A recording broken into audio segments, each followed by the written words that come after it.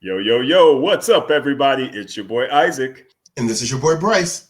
and we are brothers on tennis. And folks, we are at the midway point of the Australian Open 2025. There has been some fantastic tennis played. And Bryce, I'm telling you, man, this has been a really, really good first Grand Slam.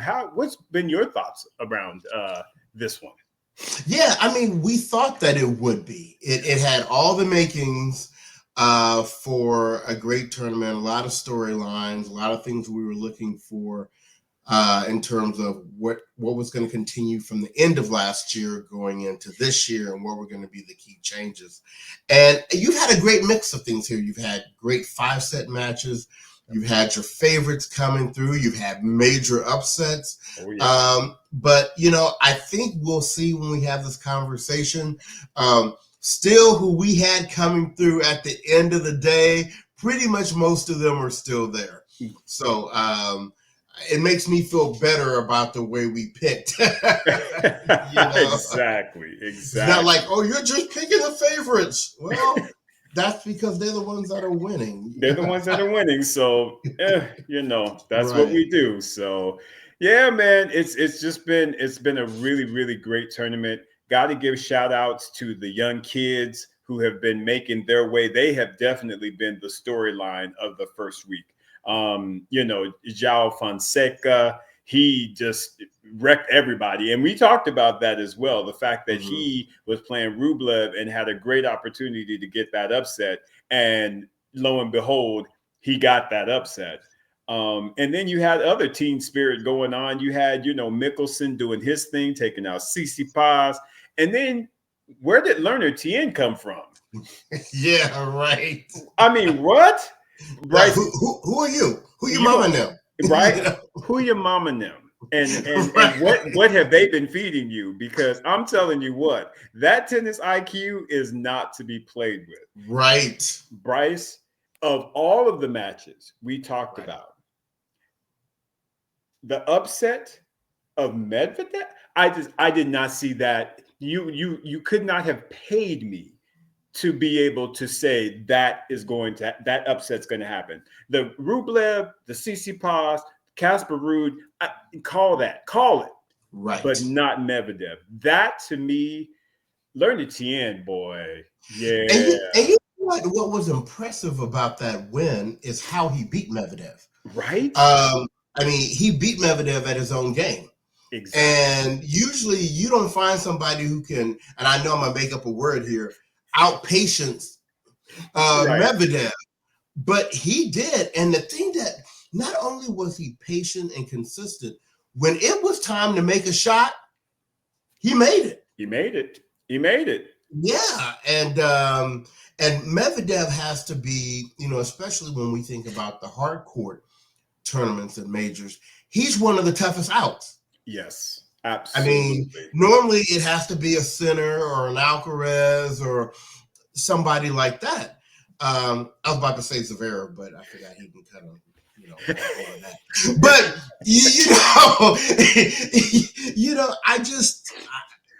I agree with you. Totally impressive. Yeah. It's just amazing, bro. And that's the men's side. The ladies have just been kind of doing their thing. And like I said, I think the draw has been holding to form, relatively speaking. I mean, like I said, the fact that just Pegula kind of got upset and, they're just, Rybakina, it's just kind of like, okay, where'd that come from? But for the most part, the folks that you and I talked about as far as being there at the end, yep. I still very much feel like they are going to be there at the end. And I'm gonna step out. I'm gonna take the center of the room for a minute and just be like, I know y'all think I don't be on this lady, but I have got to say Madison Keys looks the best I think I've ever seen her.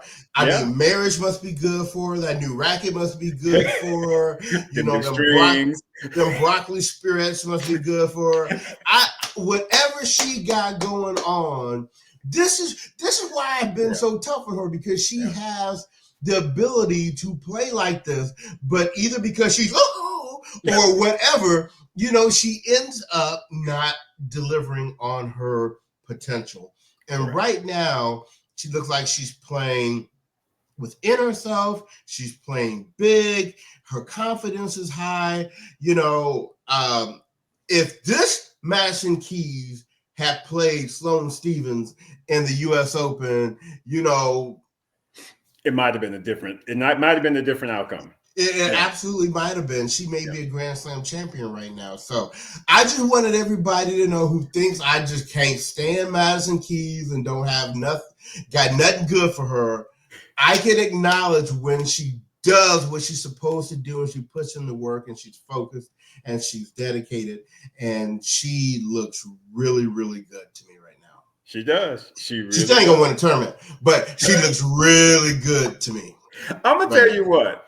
I am as much as I do love Svitolina, I am actually really hoping that Madison gets through that match because I need to see Madison against Iga because Iga has opened the bakery strong. you hear me? Y'all don't hear me. Iga has hot opened the bakery. Hot sign. They fresh. They gooey. The glaze is dripping. Y'all don't hear me. Iga Swiatek is making statements, y'all. She's like, listen, this bottom half of the draw is mine. I ain't got to see that woman Coco. I ain't got to see Sabalenka to the final. I'm about to work these women out. And that is exactly what she is doing. And her draw has been K. She has been running roughshod over all these women. I mean, just loving one. I think the second round was like 1 and 2, and then the first round which was the toughest round, was like 3 and 4 against Siniakova. Right. She had dinner reservations, y'all. She like, listen, I got things to do. Well, she's just kind of like, y'all better put some respect on my name because all I hear about is Sabalenka and Coco Gauff and all these other women out here who ain't got the majors I got, ain't held number one like I've had, ain't got the numbers I got, but yet I ain't nowhere on your tongue. And so I think Iga's coming out with something to prove. I absolutely agree with you. And I think, honestly, that beatdown that Coco has been giving her of late has sparked her. And she's like, okay, you done had enough. You done had enough. And I don't know about you, Bryce, but anytime, just because Iga is so dominant, I still consider her to be number one. As weird as it sounds, and I don't mean to put shade on Sabalenka because that's my girl. Big Sab is my girl. But when you think about the greats like number ones like Steffi Graf and Serena and Venus, they used to put folk down and without question. And that's the one thing that Big Sab kind of misses is she always has to play tough matches, even against some of the newcomers. Whereas Iga's like, my regular game, y'all can't mess with unless you in the top 10. You're not gonna be messing with my regular game. I'm gonna open up the bakery and I'm gonna get you some fresh bread and donuts for you to work on. And I think what you're saying, Isaac, is no matter what the rankings say, there's always the one to beat. Yep. And you hear people say it in other sports, like the championship goes through here or through there, right? No matter what the rankings are, you're gonna have to go through that person. And I think that's the way we feel about Iga. Yeah. Even the other ones that are favorites, like Sabalenka and Coco, and they still got to go through Iga. Exactly. And the only caveat is grass would be the only exception because hard court, I still feel like Iga does not get the credit that she deserves as it relates to her hard court prowess. Of course, clay is her best surface and she wins the Grand Slams, but still, her hard court game is not to be played with. Right. And she's showing it this week. I agree. I agree. So, anyway, yes. Look at that. We just had to get our initial, off. Yes, sir. So let's take it to where we normally take it on these Mid-Fortnight shows, and that is picking it up from the quarterfinals, where we started our predictions on the previous show. And you know what? Normally I ask you which way we're going to go, but you know what? Let's start with the men. because I think the men are. It's actually a little more straightforward. Okay. With the men, not sure about your numbers, but yeah, I did get 6 of the 8 quarterfinalists. How many did you get? I believe. Let me go check. I believe I got 5. Yes, I got 5 Okay. because I was dumb and didn't pick Zverev. Oh, okay.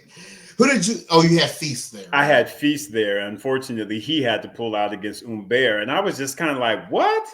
Yeah. But anyway, that's another story for another day.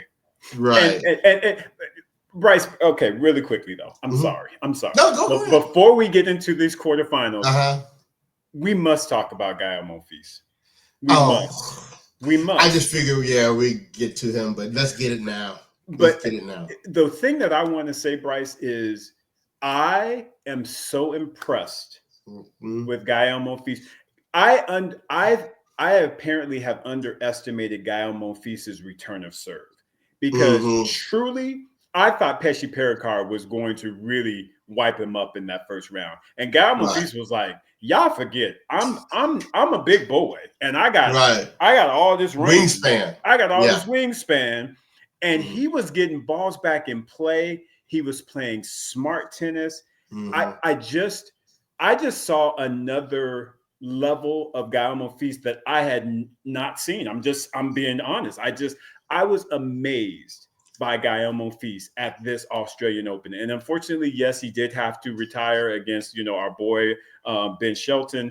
But regardless of that, I still feel like he just, man, I'm just so proud of him, man. I am so proud of Gael Monfils. And I'll throw it over to you for your thoughts, bro. I agree with you, and I'm going to even expand it. I think the day of this tournament was the day that he and his wife both took out the number 4 seeds in their draws back to back on the same court. I wonder how many times that has happened in tennis history. Probably not much, if at all. Right. And I don't think most people expected either one of them to be there because to win those matches, because Paolini has been the darling of the women's tour last year, making it to 2 major finals. Right. So Svitolina, that was a great win for her, and I believe she lost the first set in that that match. So, and then Monfils, like we said, we were curious whether he would even get out of the first round. But then, for him to make it all the way to the round of 16 was a great performance. Having already won a tournament coming in to the Australian Open. Making him the oldest player to have won a tournament, surpassing Roger Federer. How about that? How about putting that on your list? Come on, man. Exactly. Come on, man. So shout out to Gael. I hope this means we have great things to look forward to this year from him. I liked his answer to the press about, he not really sweating trying to win a Grand Slam. I'm glad he feel that way. But because he does seem happy. Yes. He seemed very happy. Got the wife, got the kid. They're both on tour. They're doing well. I mean, yeah. And he's 38. What else can you say? A 38-year-old, happy, married, talking about, hey, my joy is going to be having longevity with my kids and my family. I just felt that was a beautiful, beautiful response. So like I said, mad love and respect to Gael Monfils. Love you. Absolutely. Good call out. I think we probably missed in the same area then, in addition to your picking a Feast over Zverev. That second quarter just no. Ben against Sonego? No.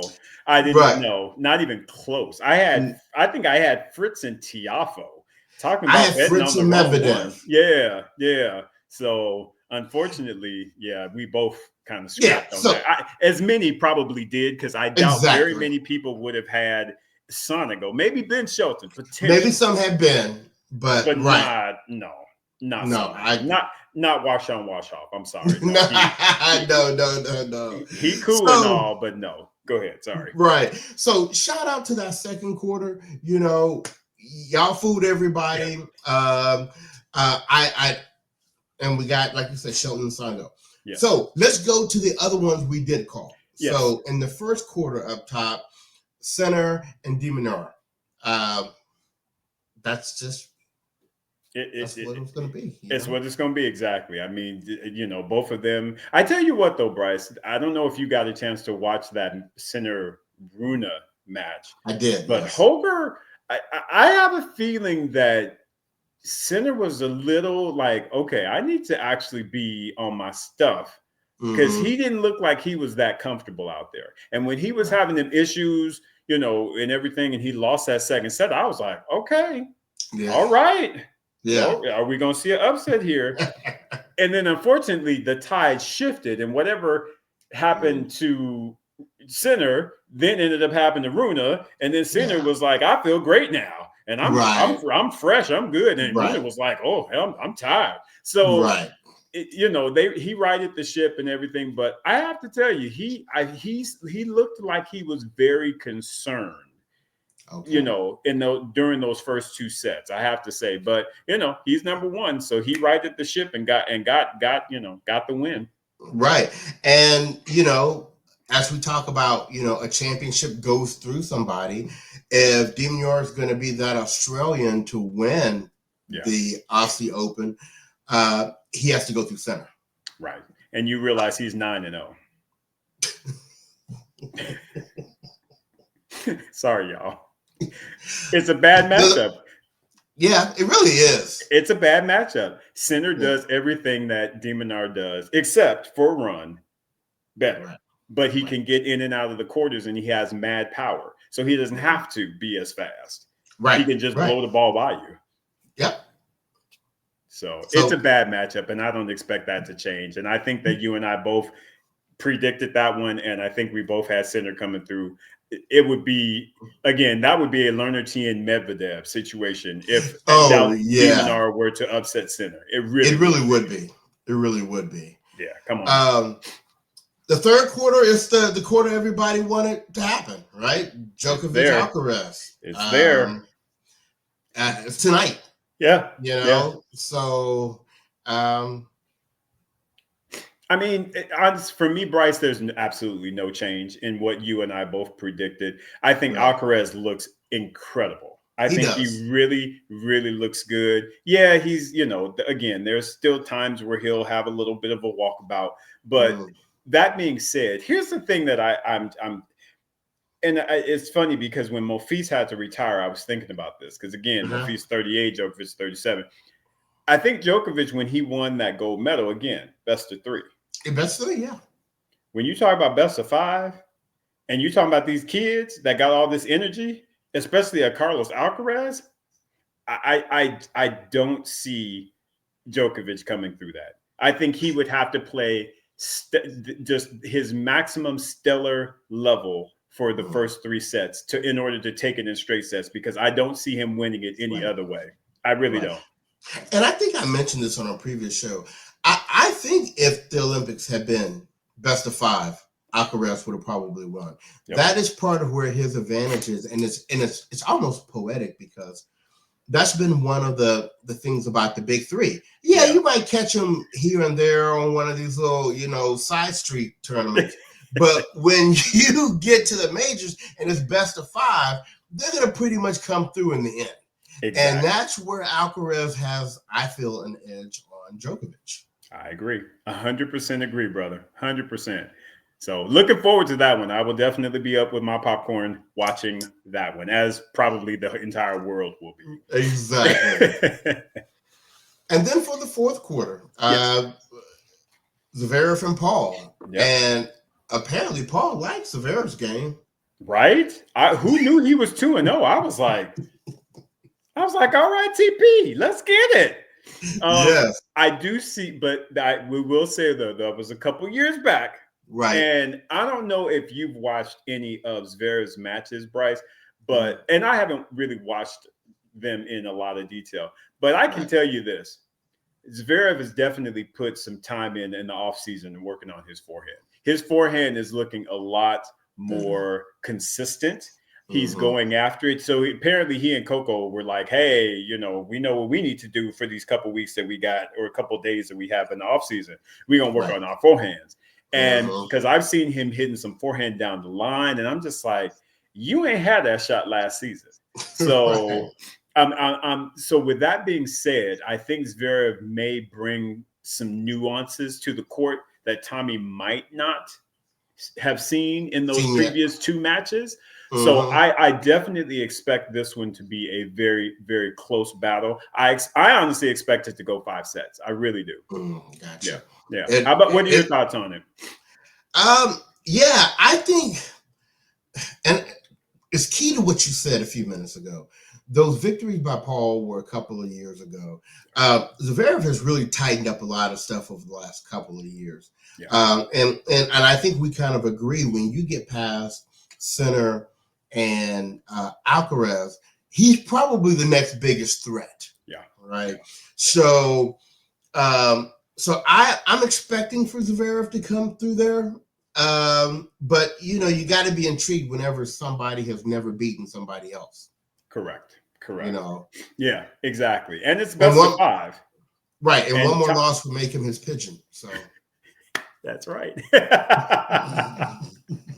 That's correct. So yeah, there will definitely be some interesting emotions going on in that match. I'm very much looking forward to that one as well. So what are we saying then? We not much is changing for us. We see Sinner coming into the semifinals. Yes. We're who are you thinking between Shelton and Sonego?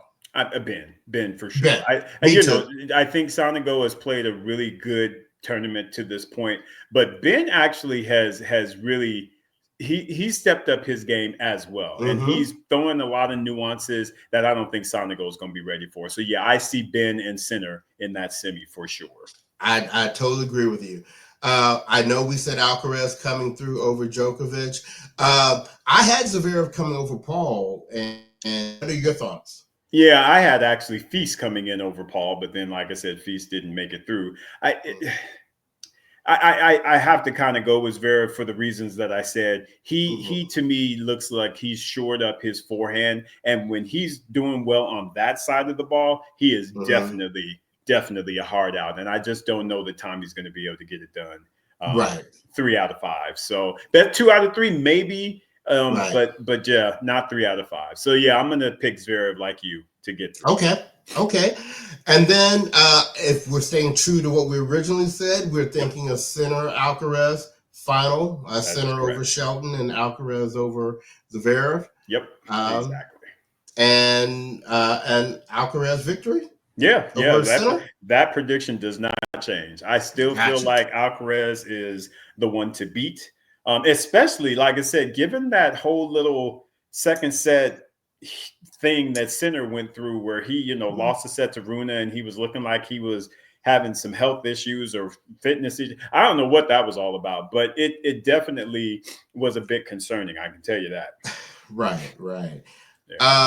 Yeah. So there you have it, people. We're still with Alcaraz for the win, and we'll see how it all shakes out. So, before we move on to the women, let's take a really quick break, and we'll be right back. And we are back. Now, we just talked about the men. That was pretty easy. It was pretty straightforward. It's pretty much what we said from day one. Yeah. These women don't want to behave as it relates to this draw. They don't care about what your predictions are, who you thought was going to win. No.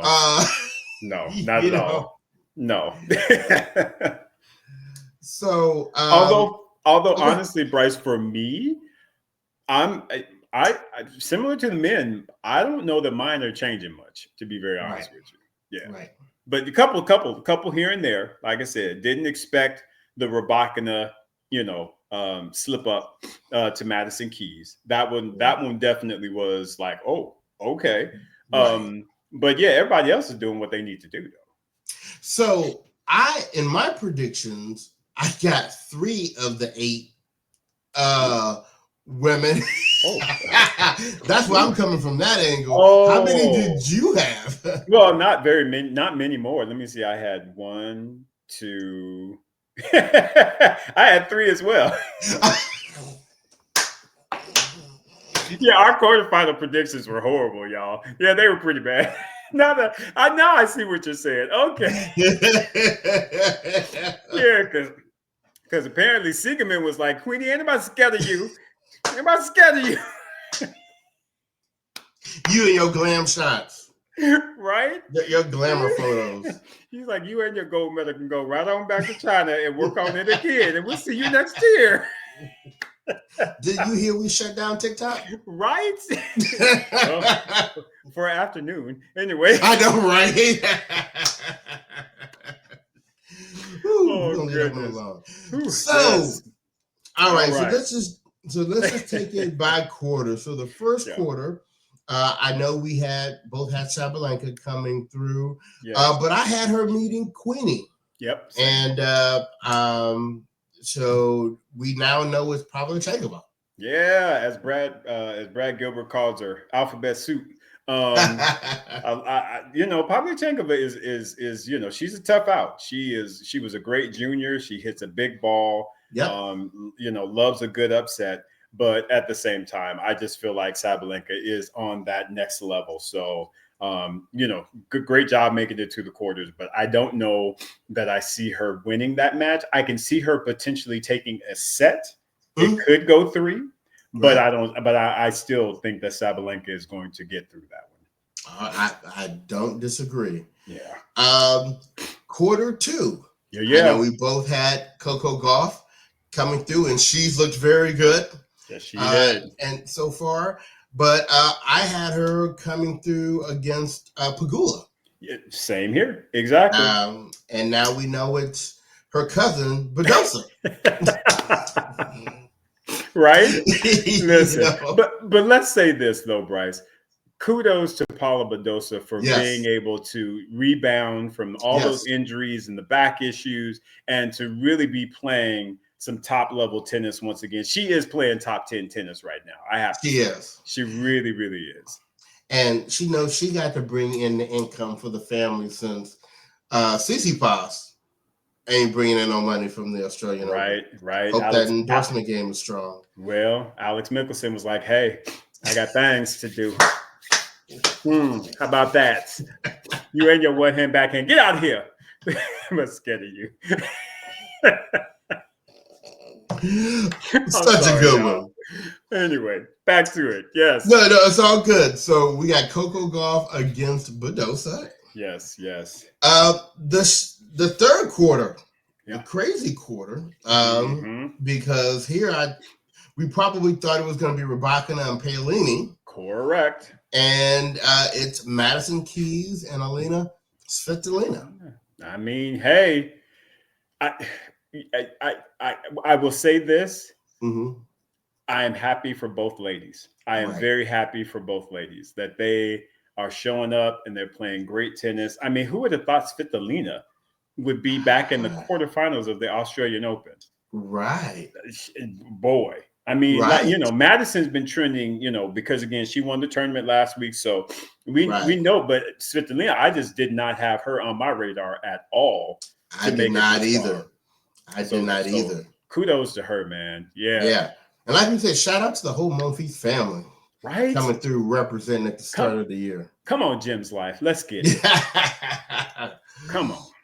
And then for the final quarter, I actually had Putin against Swiatek. Yep, same. And it is Emma Navarro clawing her way through to make it to the hot donut shop. And can we talk about Emma Navarro and all these 3 sets? Is she like doing circa Serena that one year where Serena couldn't do nothing but play 3-set matches and win them all? Because that's what it's reminding me of, is that because remember we talked about that. We were like, is Serena intentionally losing like a set just to be able to say I won in 3? And I'm wondering that about Emma Navarro, because I'm like, girl, what you doing? She better stop that playing around right now. Listen, it ain't gonna matter. It ain't gonna matter. Iga already got her keys. She already got the keys to the bakery ready. You don't hear me? You don't hear me? Them keys are ready. She is like, Yep. I'm unlocking the door and I'm heating up the glaze. Yep. Because them donuts about to be real good, yo. Them pastries. No, I can appreciate Emma and all that she's done with all the people that she's beaten to this point. Yep. But no, if she dare come to the court with that level, right? Listen, them bagels and them breadsticks are gonna be flying off the racks, and I'm gonna leave that one right there. I cannot disagree with you. So let's take these to the semis then. So yes, sir. So it sounds like we both agree Sabalenka will take out Alphabet Soup, Pavlyuchenkova. Yes. We both agree that Coco is going to come through over Badosa. And that will be a battle because they're like 3-3 head to head. So that one will be a good battle. But again, Coco has got that confidence. She will get through that match. Yeah, I agree. Yes. Mm-hmm. Now, Keys and Svitolina. I love Svitolina, but my tennis brain tells me Madison Keys. Excuse me? Whose name came out your mouth? I'm just kidding. My tennis brain, if she plays the way she's been playing, exactly, to me, she beats Svitolina. Yeah, because again, Svitolina is trying to bring more aggressiveness to her game, hitting bigger forehands, but the power that Madison possesses and how balanced she seems to be playing right now. And again, the new racket, the strings, the ball's coming in.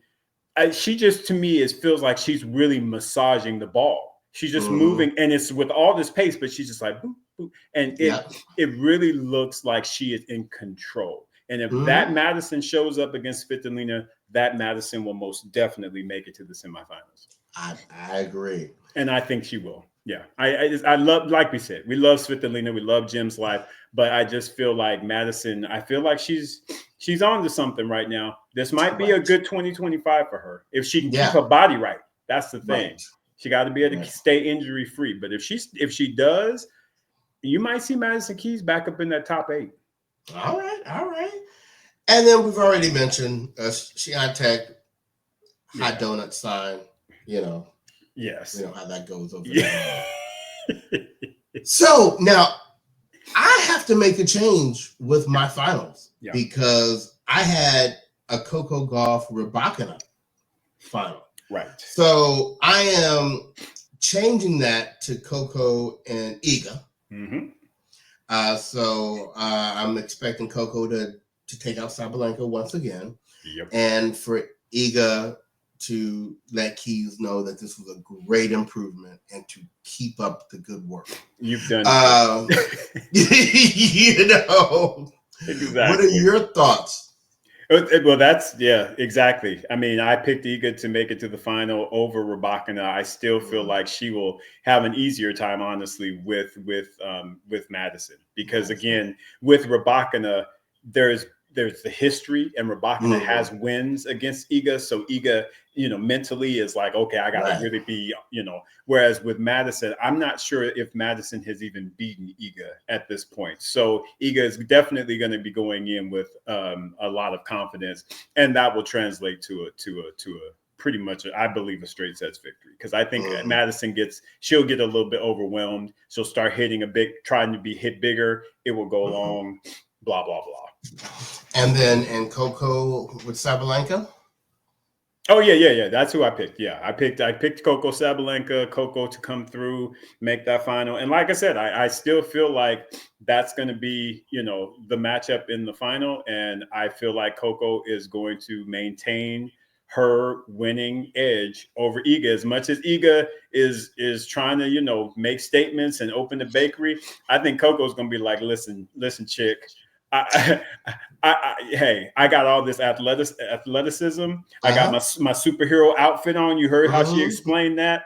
Listen, Coco not trying to play around with Iga these days. But I tell you what, though, Bryce, that's going to be a fire match. It's going to be fire, because Iga is definitely tired of losing to Coco. Yes. You saw that because again, that icy handshake at the United Cup, Mm-hmm. Eager, like, okay, Yeah. Yeah. I'm Yeah. coming after you, and Coco like, bring it.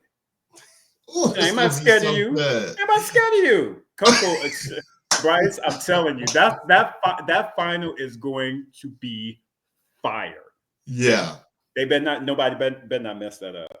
You know what? We should have two fire finals. Alcaraz in center, Yep. Goff and Swiatek. Yeah. The And true 1 and 2 players. yeah. I mean, sorry, Coco might not be ranked number 2 or number 1, but she sure as hell has been playing like it over the Oh, last 6 months. You absolutely. don't get it twisted. And with Alcaraz, like I said, Zverev, yeah, you got that number 2 seed, but Alcaraz most definitely is either the number 1 or the number 2. Don't get it twisted. Yeah. Until you It's can put fun. a Grand Slam under your belt, you will not get that respect Right. from me. I'm sorry. Right. Anyway, I back mean, to you. it's weird to what you were saying in the beginning of the show. Alcaraz and Coco, Alcaraz, sorry, and Iga to me are like these de facto number ones, kind of no matter what their ranking is. I think everybody's always looking for where they at in the draw, Right. And they don't like it when they come out of that number 1 spot. They like to keep them up there, far and away, or the number 2, far and away. Alcaraz, you start slipping down a couple bit. We don't like that. Exactly. We end up catching a stray in an earlier round than we wanted to. Well, I think it's going to work itself out because, again, we all, Alcaraz, as far as his situation goes, because, again, he didn't have no points from Australia last year. So all of this is just boom, boom, boom, boom. It's going to push him back into that number 2 slot. Like I said, I appreciate Zverev. I think he's, been playing great and been doing great. And he is a contender, if you will, for Grand Slams, but he is not the number 2 player in the world. I'm sorry. He is not. He's not. He is not. Nobody believes that. No one believes that. And if you do, you're wrong. Right. There you go. My goodness. So. But the coverage has been good. Let's talk about one more thing. Beyond that, so this year, 2025 Australian Open, we had the return in both singles and doubles of Nick Kyrgios. Right? Yes. And so Nick came and Nick left. So I mean, Nick has now announced that he's pretty much done with singles. And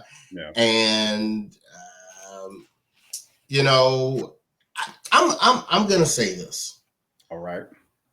Many times for me, especially in the last year and a half, Nick has felt a little bit like a distraction to me to the tour. And we saw our boy Andy Roddick just recently got on him about comments that he makes on social media for clicks. Yeah.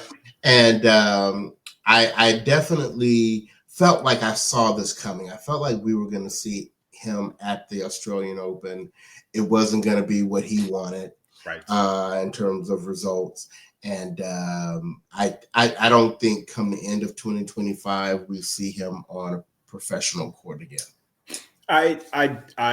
You know what, Bryce? I can't argue with that because I think he's realizing that, again, his body, it takes a lot of effort and work to again, whereas I think, he put in the work. No, I'm not going to shade Nick, when he was younger, but now when you get older, you have to put that much more effort into it, especially when you've had injuries and you're trying to come back from that.